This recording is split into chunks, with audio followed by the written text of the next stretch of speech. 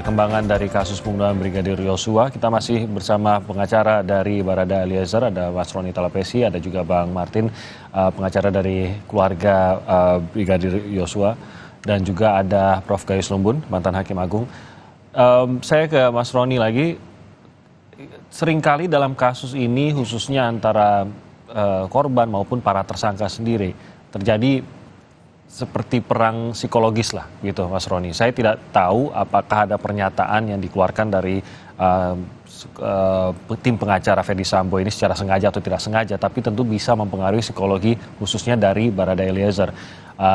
Pernyataan menghajar dan bukan menembak ini bisa mempengaruhi, juga pernyataan bahwa meminta justice collaborator untuk jujur, jangan berbohong untuk menyelamatkan diri sendiri. Bisa saja ini mempengaruhi juga Barada Eliezer khususnya pada saat akan maju ke persidangan nanti. Nah, ini bagaimana pengaruhnya terhadap Barada Eliezer? Mungkin saya nggak tahu juga, Mas Roni, apakah Barada Eliezer sendiri sudah mendengar atau belum pernyataan-pernyataan ini? Iya Pak Timothy, sebentar saya akan ketemu sama klien saya ya. Jadi prinsipnya adalah kami tidak terpengaruh ya. Dari awal kami sudah sampaikan bahwa kami menjalani proses ini dengan penuh kooperatif, kemudian konsisten, dan klien saya lah ini membuka kasus ini menjadi terang.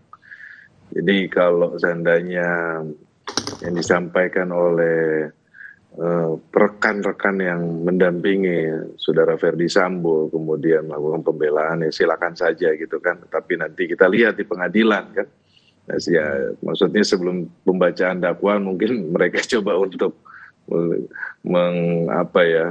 melakukan pembelaan sebelum pengadilan malah menciptakan ini. Nah, tapi nanti kita akan lihat di pengadilan bahwa kami yakin bahwa keterangan klien kami ini konsisten, dan juga mengenai alat bukti yang lainnya nanti kita sampaikan di pengadilan. Karena jalan seorang justice collaborator ini cukup sepi gitu, Mas Roni. Harus menghadapi keterangan dari pihak-pihak lain yang dia tidak tahu keterangannya sudah berubah ataupun ada keterangan seperti apa yang sudah disiapkan gitu.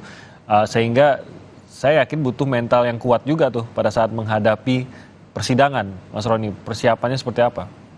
Iya, persiapannya adalah klien saya siap menghadapi karena kondisi mentalnya semakin baik, kemudian ada pendampingan juga dari LPSK, kemudian ada pendampingan juga dari rohaniawan, kemudian kami dari tim pengacara selalu memonitor bahwa klien saya siap menghadapi persidangan. Jadi hal-hal seperti ini buat kami sudah tidak kaget ya Pak Timothy. Dalam proses penyidikan juga pun kalau mereka dari pihak dari saudara dari tersangka yang lainnya menyatakan keterangannya berubah-berubah. Tapi begini, bahwa proses nanti di persidangan pastinya hakim kan mempunyai keyakinan ya terhadap keterangan mana yang konsisten atau yang keterangan mana yang tidak konsisten. Saya pikir seperti itu. Kalau di pasal 163 kan situ, kalau seandainya ada saksi yang mencabut BAP-nya, hakim akan mencatat dalam menjadi pertimbangan dalam putusannya ya. Itu seperti itu. Jadi saya pikir bahwa nanti majelis hakim yang akan memimpin ini tidak hanya terpengaruh oleh saksi-saksi, tetapi begini, kalau dari pemeriksaan yang kemarin kan ini peristiwa hukumnya kan sudah jadi. Maksudnya sudah menjadi rangkaian satu peristiwa hukum ya. Tapi kalau seandainya saya perlu sampaikan juga, jangan sampai ada saksi yang mencabut BAP-nya ya, juga pun ada sanksinya gitu, bisa kena pidana juga. Seperti itu Pak Timothy. Harus diingat ya. Prof. Gayus, ini kalau saya tadi sempat menyebutkan bahwa ada istilah devil is in the details, bahwa kuncinya itu ada dalam detail yang paling kecil begitu. Sehingga ini menunjukkan betapa pentingnya rekonstruksi yang mendetail yang sudah dijalankan. Betapa pentingnya keterangan-keterangan setiap orang itu, kata-kata apa yang digunakan ini akan sangat menentukan. Salah satunya mungkin seperti yang tadi diungkap oleh Bang Martin, saya lupa Bang Martin apa Mas Roni tadi mengungkap bahwa keterangan Bang Martin tadi, keterangan Ricky Rizal saja ini bisa mengubah balik apakah ada niatan membunuh atau tidak. Kalau perintah itu pernah diberikan kepada Ricky, bahkan tidak kepada Eliezer secara langsung, ini pun sudah bisa menunjukkan niatan. Nah, ini menjadi sangat-sangat penting, Prof, detail-detail tersebut. Tapi benarkah keterangan Ricky Rizal tersebut saja sudah bisa menggambarkan adanya niatan membunuh tanpa menggunakan kata khusus menembak, tapi menghajar kepada Eliezer? Ya begini, jadi rekonstruksi, interogasi, konfrontasi, dan yang lain itu memang merupakan bagian saja dari wilayah penyidik yang akan diserahkan kepada penuntut umum, dan itu berbagian tadi disampaikan oleh JPU. Saya ingin mengkoreksi apa yang saya sampaikan, bukan merubah tapi memperluas ya, dari pasal 183 sampai dengan pasal terkaitan dengan pasal 189 ayat 4 khususnya ya. Di 189 ayat 4 itu memang dijelaskan di sini keterangan terdakwa saja tidak cukup untuk membuktikan bahwa ia bersalah melakukan perbuatan yang dilakukan kepada yang didakwakan kepadanya, melainkan harus disertai dengan alat bukti yang lain. Artinya apa? Menyalahkan atau membenarkan. Di sini keseimbangan yang logis seperti itu. Artinya berkaitan dengan keterangan lain. Saya sangat tertarik tadi ketika Pak Martin mengaitkan itu dengan orang lain diminta tetapi tidak bersedia. Nah, itu seperti tidak mudah, dan dia tidak berubah, ataupun dia berubah, hakim tentu punya logika yang dikaitkan dengan tadi, bisa kepada rekonstruksi, bisa kepada yang lain, bahkan keterangan saksi yang lain. Karena semua saksi ini disumpah. Apa risiko sumpah secara pidana? Dihukum 9 tahun kalau merugikan pihak lainnya. Ini jelas diatur seperti itu. Jadi berat sekali, walaupun bukan orang melihat sendiri, perluasan dari MK tadi mengalami sendiri, tapi dia berisiko kalau dia menyaksikan yang relevan tetapi bohong. Nah, ini akan ada ancaman hukuman sampai dengan 9 tahun. Tidak mudah orang mau menjadi saksi kalau dia memang ingin memberikan keadilan kepada fair trial yang sesungguhnya. Akan muncul, saya yakin akan muncul di masyarakat itu dengan semua risikonya. Kalau dia relevan, tahu masalah ini, atau dia yakin akan perkara ini, dan itu menjadikan hakim salah satu juga saksi atau keterangan saksi itu. Saya ingin membayangkan bahwa memang hakim-hakim sudah punya caranya begitu ya, Prof, sudah tahulah caranya membedakan keterangan bohong, keterangan yang benar, terutama juga mencocokkan dengan barang bukti yang ada. Bukan sesuatu yang baru dilakukan kemarin, tapi saya yakin hakim-hakim ini sudah seringlah menghadapi hal tersebut, sehingga saya kaitkan dengan logika. Silogisme itu juga memiliki teori yang khusus bahwa hakim itu harus logik untuk menentukan, merangkum dari semua keterangan yang bohong maupun yang tidak bohong yang nanti akan dirumuskan oleh hakim berkaitan dengan pihak yang lain. Kalau posisi LPSK sendiri bagaimana dalam hal ini, Prof? Kita tahu bahwa saat ini kan Barada Eliezer di bawah naungan LPSK, dan LPSK juga menilai keterangan-keterangan Barada Eliezer apakah benar atau tidak. Setidaknya bahwa LPSK menerima Barada Eliezer menjadi justice collaborator, tidakkah ini juga menggambarkan bahwa keterangannya sudah dipercaya adalah benar dan jujur? Iya, LPSK itu bukan pihak yang bisa menentukan benar salahnya sesuatu keterangan. Tapi LPSK juga melalui keyakinannya, melalui logikanya membuat satu rekomendasi saja bagi saya. Karena kenapa? Karena pemilik hak GC itu bukan LPSK maupun JPU, itu hak hakim. Dengan pengertian kalau GC itu banyak sekali ditolak oleh hakim, walaupun telah direkomendasikan. Saya punya 2-3 catatan itu. Sehingga bagi saya GC harus benar-benar mempunyai fasilitas, mempunyai kemudahan, mempunyai berbagai penghargaan dari peradilan kalau GC itu memenuhi semua syarat GC, terutama mau berkata secara jujur. Itu GC, dan itu dinilai hakim, bukan oleh yang lain atau oleh pihak lain. Yang lain itu hanya rekomendasi atau membuat catatan disampaikan pada persidangan. Oke, jadi kalau sampai Barada Eliezer, ya ini saya mengandaikan saja, kalau sampai berbohong di dalam persidangan nanti GC-nya pun bisa dicabut begitu ya, Prof? Hak GC-nya akan hilang.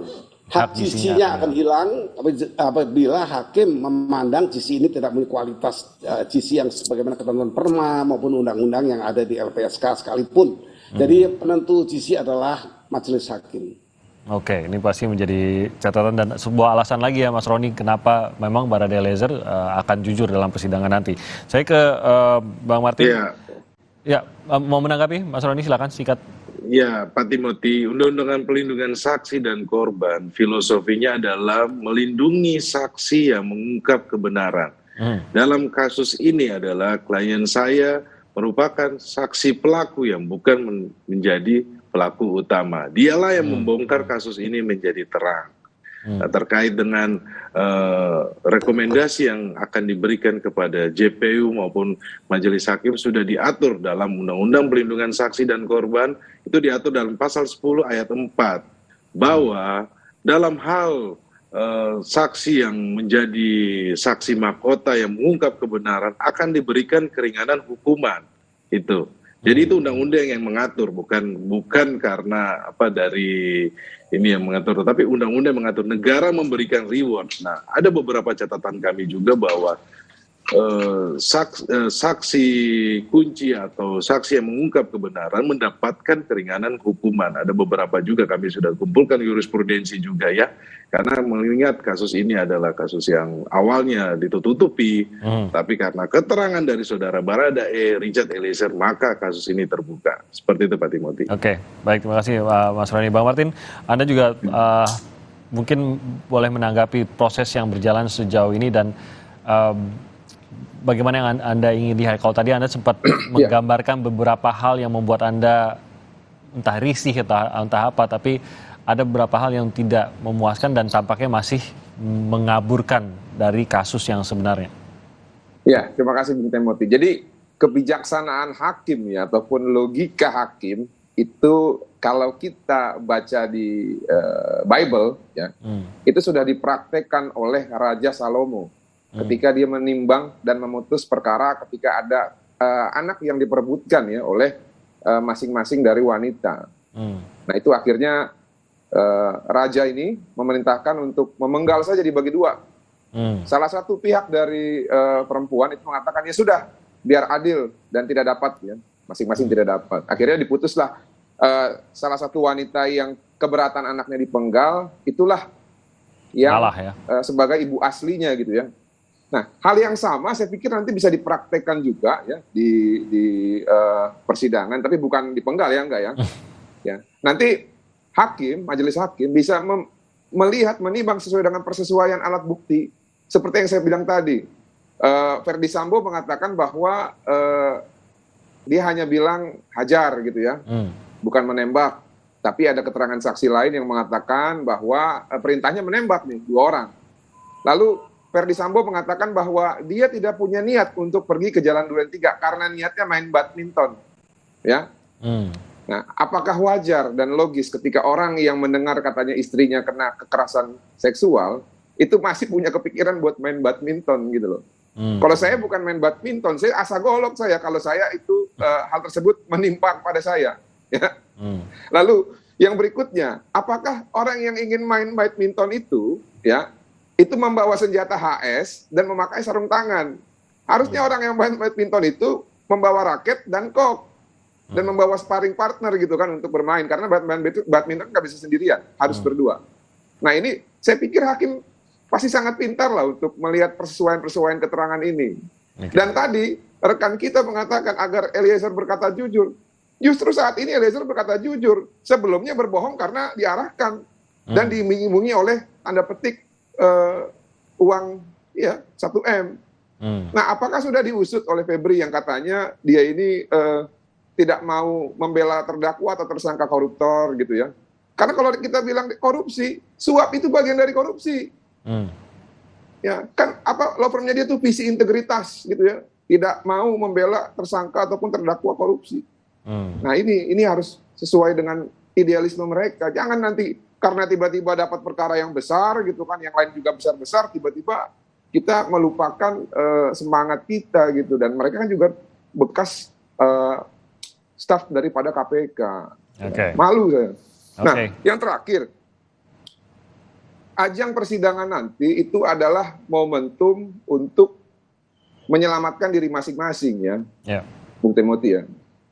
Mereka ini semua saksi mahkota. Nah, tadi terlepas dari Pak Gayus bilang bahwa memang menurut putusan MK ada perluasan ya untuk memberikan keterangan saksi walaupun memang memiliki hubungan suami istri. Namun saya pikir nanti hakim juga memiliki objektivitas untuk menilai apakah keterangan saksi yang lain ini yang memiliki hubungan suami istri independen gitu ya, atau karena ingin membela terdakwa yang memang suaminya. Saya pikir itu biasa-biasa saja. Nah, kalau untuk saksi yang lain seperti Ricky Rizal, Kuat Maruf, kalau kalian berbohong, ini ancaman hukumannya hukuman mati. Ya, kalian membela orang yang salah, ya, bukan justru membuat diri kalian nanti selamat, justru hukuman tambah berat. Jadi ya hati-hati, apalagi kepada Ricky Rizal, dia sudah mencantumkan keterangannya di BAP bahwa perintahnya itu menembak, bukan menghajar. Ya, itu yang selama ini kita baca juga. Jadi saran untuk Barada Eliezer, saran untuk semua lah ya. Memang semuanya harus jujur, bukan hanya Barada E saja yang harus diminta jujur, tapi semuanya dalam kasus ini diminta juga untuk jujur, khususnya di hadapan pengadilan nanti.